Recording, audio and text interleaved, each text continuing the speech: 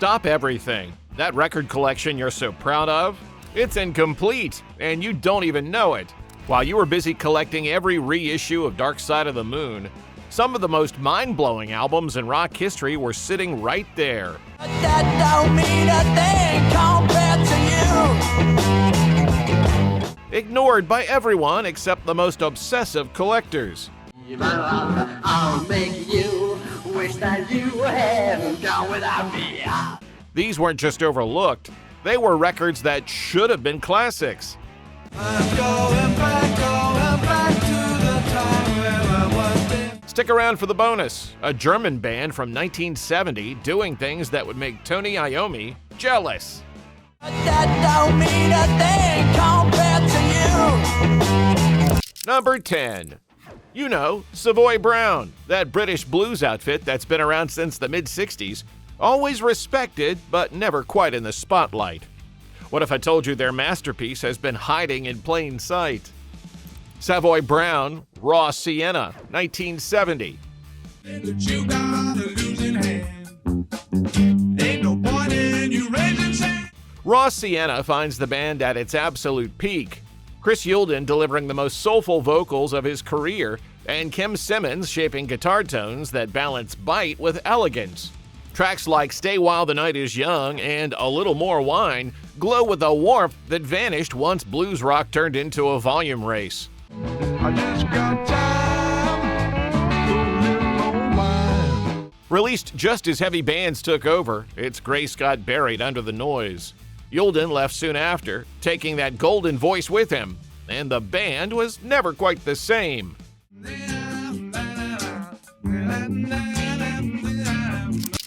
Number 9. It's 1970, and you're expecting another blues rock trio. Maybe some Cream wannabes. Instead, you get hit with something that sounds like Black Sabbath's darker cousin. Ancient Greece, Women and Children First, 1970.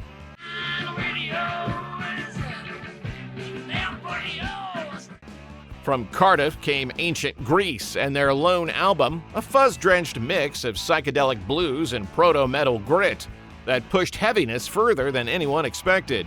Produced by John Weathers, later of Gentle Giant, it opens with Freedom Train, a riff-driven monster. The freedom train is moving on down the line. Gareth Morty Mortimer brings a raw, soulful edge, bridging late 60s psych and the thunder that would define metal. Forgotten for decades, Women and Children First feels like a glimpse into an alternate timeline where British blues turned darker and far more dangerous.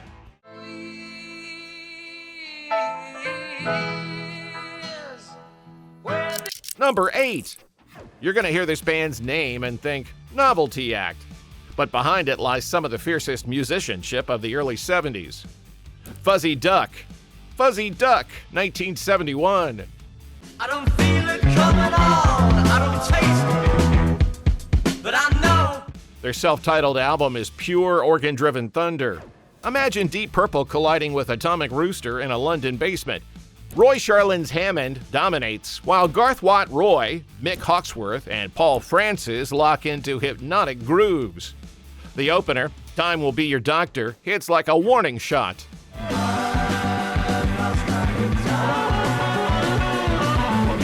A heavy prog statement from a band that had already split by release time. 7 tracks of unfiltered energy, a Lamborghini of a record left idling in rock's junkyard. The reason for this crazy state I'm in, Dr. Hawksworth. Number 7. A rock supergroup, the voice of the Yardbirds, session legends, and enough talent to rival anyone.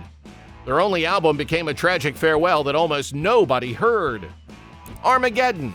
Armageddon, 1975.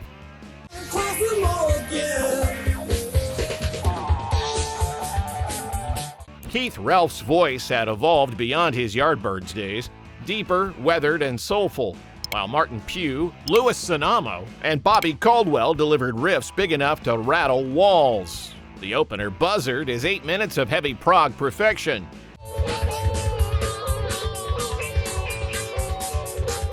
The heartbreak?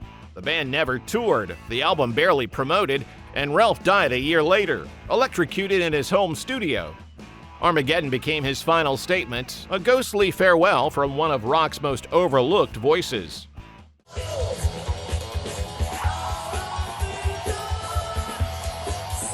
Number 6.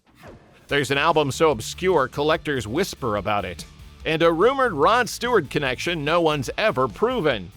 Sound intriguing? It should. Grail. Grail, 1970. I'll make you wish that you hadn't gone without me. Here, acid folk meets cosmic rock. The production credits are hazy. The Stewart story remains unconfirmed, but the sound is real. Sitar, flute, organ, and vocals drifting between worlds. Every pain we lose a little power. Released only in France and Germany, originals are now holy grail rare. Tracks like Power, Camel Dung build from whispers to full-blown psych crescendos.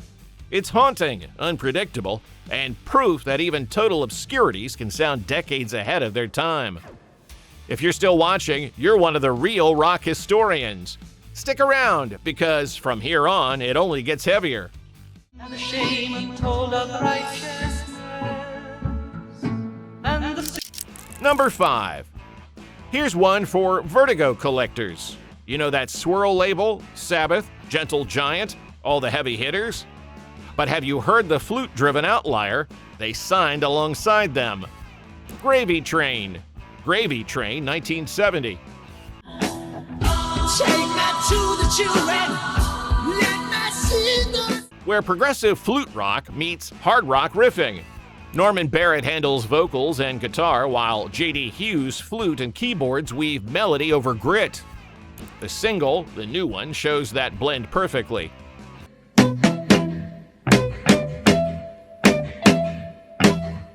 Pastoral melody meets raw attack. Vertigo signed them to push boundaries, and they delivered, laying groundwork for the heavy prog hybrids that followed.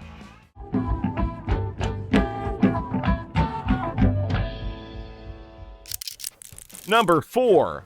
American prog often gets dismissed as second-rate Genesis worship.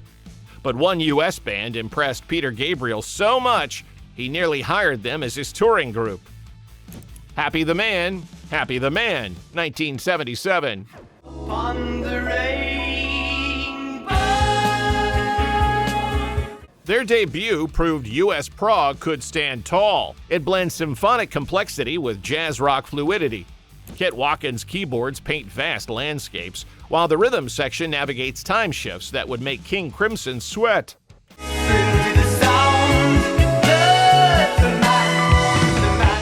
The opener, Starborn, unfolds like a film score. Pure instrumental storytelling. Gabriel's praise was real. He auditioned the band in 1976 before going another direction, leaving this masterpiece as their defining statement. With time, growing older as the day rolls by. Number 3. Another lost Decca gem, and one guitarist's forgotten masterpiece. How did this not become a cornerstone of progressive rock? T2, It'll All Work Out in Boomland, 1970. I'm going back to the time where I was there. The London trio fused hard rock riffs with expansive arrangement. Keith Cross's guitar soars while Bernard Jinks and Peter Dunton drive long suites like No More White Horses and the 21-minute Morning. Moving in circles, you never quite know where you are. Decca's weak promotion doomed it, but the album remains a collector's grail. Proof that early 70s British rock ran deeper than the charts ever showed. It came, the morning passed and gone. Number 2. How does a young band record a blistering album in one day and then vanish? This is the sound of raw energy captured before it could fade.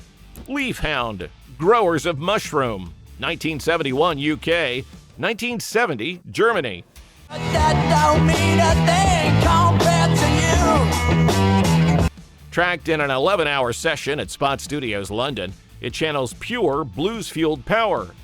Pete French belts over Mick Hall's fuzz guitar and Stuart Brooks' bass as Keith George Young pounds away. The result bridged blues rock and stoner metal decades early. I'm gonna build all my castles on top of my dreams. Released on Decca and Telefunken, it disappeared instantly. But original pressings now fetch thousands, and its influence echoes in every heavy psych revival since.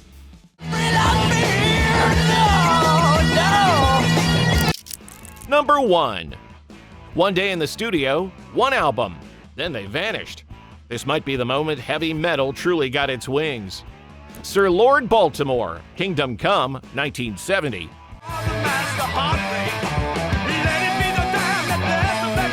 Brooklyn's John Garner, Louis D'Ambra, and Gary Justin unleashed one of the first true heavy metal blueprints. In May 1971, Cream critic Mike Saunders wrote they had most all the best heavy metal tricks in the book.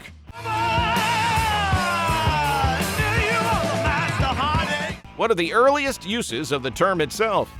Recorded at Vantone and Electric Lady Studios, it still sounds volcanic today. Sabbath became icons, Sir Lord Baltimore became legend, and before you bail, you don't want to miss this one. It's heavier than Sabbath, and it terrified its own label.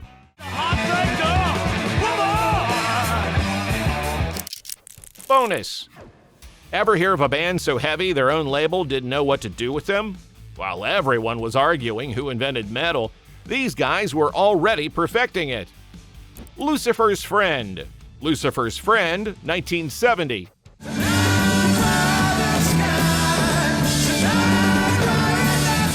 Yeah, John Lawton, the same guy who'd later front Uriah Heep. Back in 1970, he was unleashing vocals that could rattle church windows, fronting a German band years ahead of everyone else. The opener, Ride the Sky, is apocalyptic, roaring Hammond, thunderous riffs, and lyrics dark enough to make Sabbath sound polite.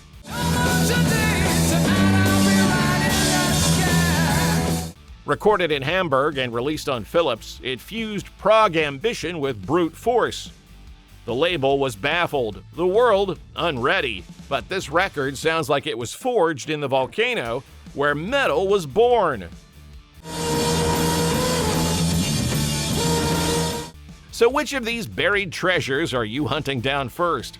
Drop your choice in the comments. I want to know which album just made your must-find list. Young train.